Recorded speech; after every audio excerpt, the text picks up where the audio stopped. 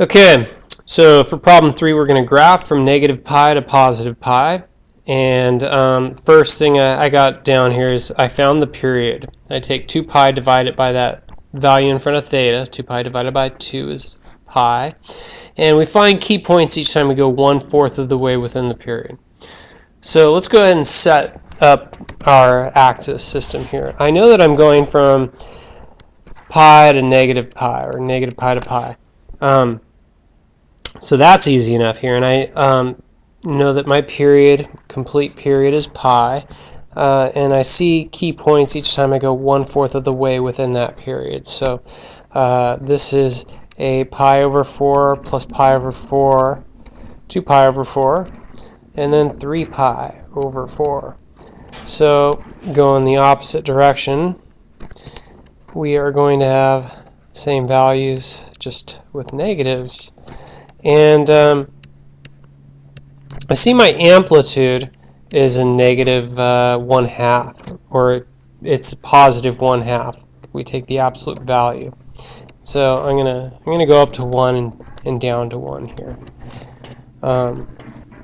So essentially all we need to do is plug in some values to plot our graph. So we start off with let's start off with a 0, the start of a period that we're going to look at. So I'm going to plug in a 0 here. And we have 1/2, negative 1/2 times the cosine of 2 times 0.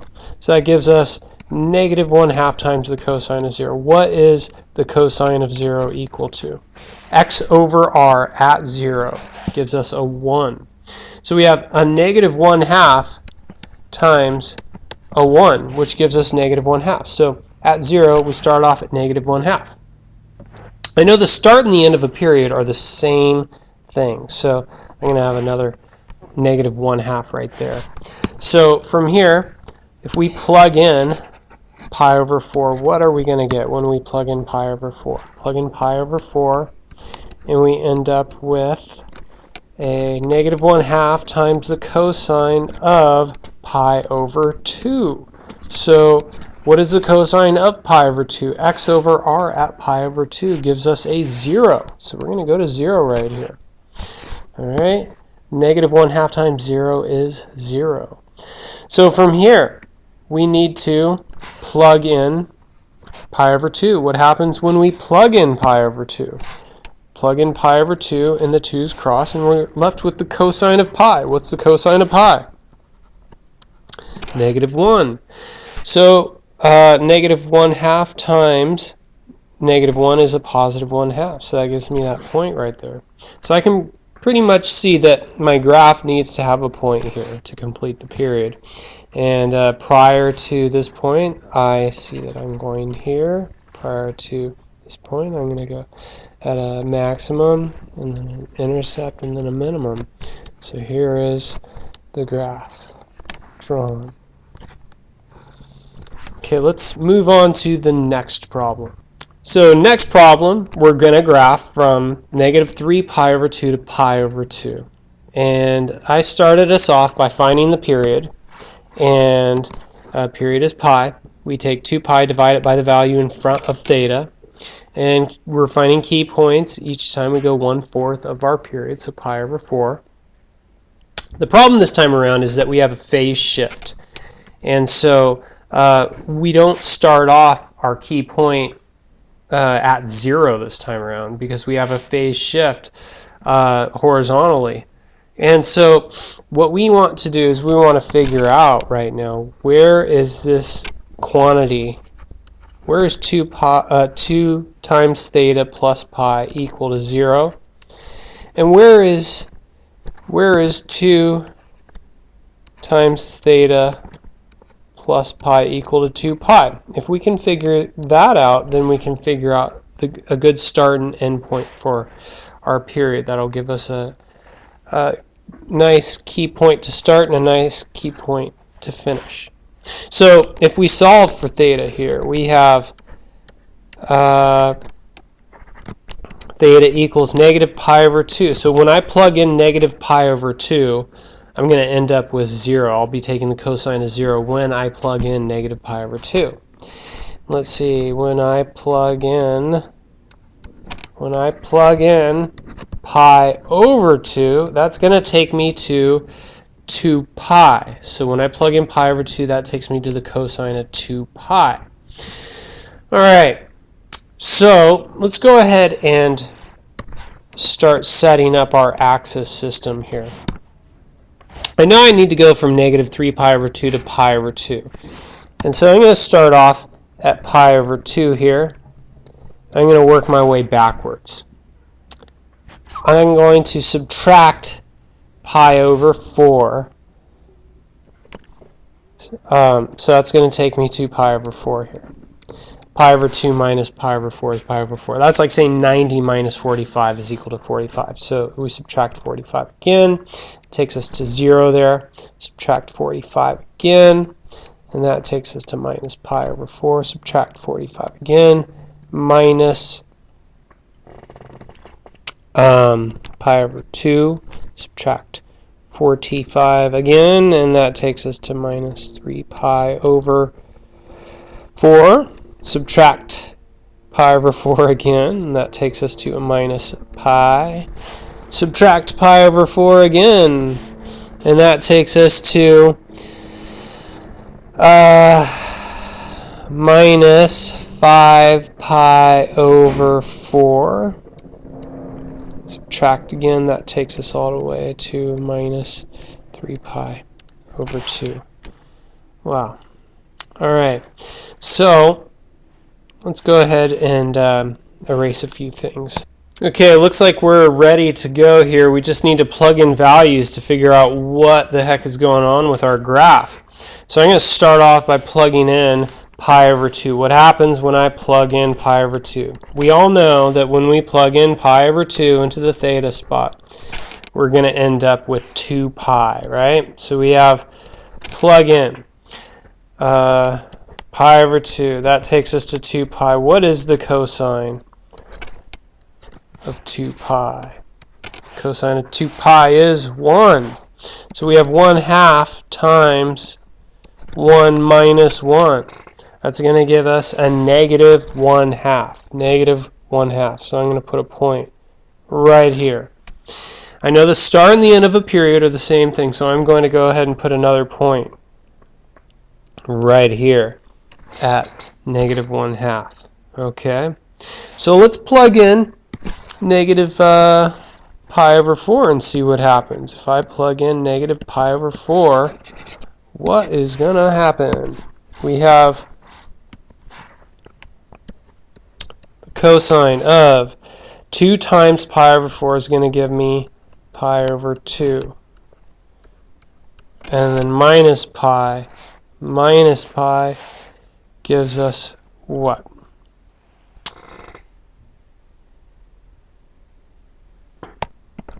I mean plus pi gives us what? So we have the cosine of 3 pi over 2, right? What is the cosine of 3 pi over 2? Cosine of 3 pi over 2, that's equal to 0. So we have 1/2 times 0 minus 1. That's going to give us a minus 1. So I'm going to go to minus 1 right here. All right, let's plug in 0. See what happens when we get 0.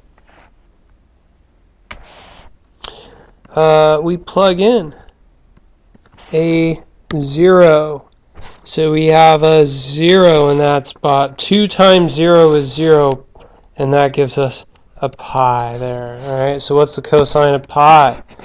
At pi, what is our cosine value? At pi, we're at negative 1. So we have a 1/2 times a negative 1 minus 1. So that's a minus 1/2 minus 1, which is equal to minus 1 and 1/2. All right, starting to see a good pattern here. So I'm going to go ahead and just put that dot right there, and then I'm going to go ahead and complete the cycle.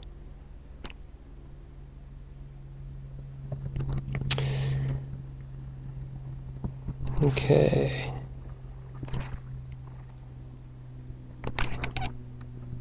All right. So we see that we have a graph that is vertically shifted down, and our Center of our graph is right there. We vertically shifted down 1. We have an amplitude still of 1/2 going up to 1/2, down to 1/2. Period is pi. You can see that you cycle yourself from negative pi over 2 to pi over 2. You have a high point and then another high point here. The difference between negative pi over 2 and pi over 2 is pi. And that's about it. Let's talk about the other 4, okay? So I'd like to refresh your memories that the sine graph can fit within the cosecant graph. Whenever we have a high point for sine, we'll have a vertex point for the cosecant. And whenever we have a low point for sine, we have a vertex point for a cosecant graph. When we have the intercepts, we have the asymptotes.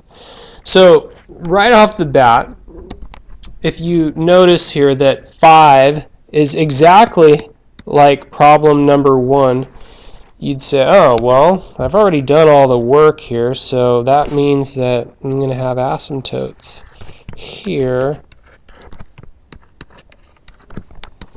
and I'm going to have parabolas here. And please check my work. Please check my work. Don't take my word for it. Check. So let's move to 6. 6 is exactly like number 2. You have number 2 exactly like 6. We have the reciprocal function. And so we have, because we have the graph vertically shifted up, we're going to have an asymptote here, not quite on the axis. And we will have high points giving us the vertices of the parabolas, low points giving us the vertices of the parabolas. And we've done all the work. All the other work is exactly like what we've done for sine, so I'm not going to bother going through that. All the work's the same. It's just when you plug in the points, you get different values. That's it. Let's jump over here to number 7. Well, secant is the reciprocal to cosine. If you go over to cosine for number 3, well, you're going to have asymptotes.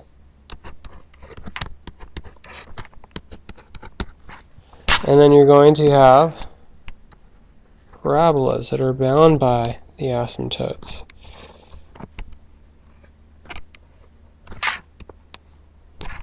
So you had all the work done for you.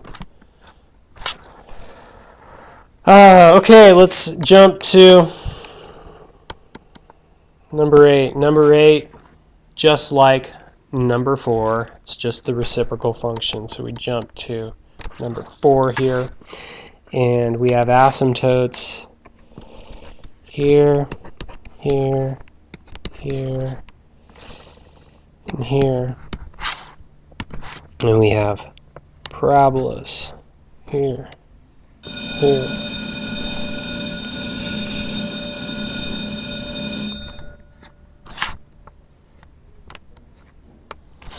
And let's go ahead and make another video to finish up with the last couple problems. Okay? Ask me questions in class, please. And talk to you later.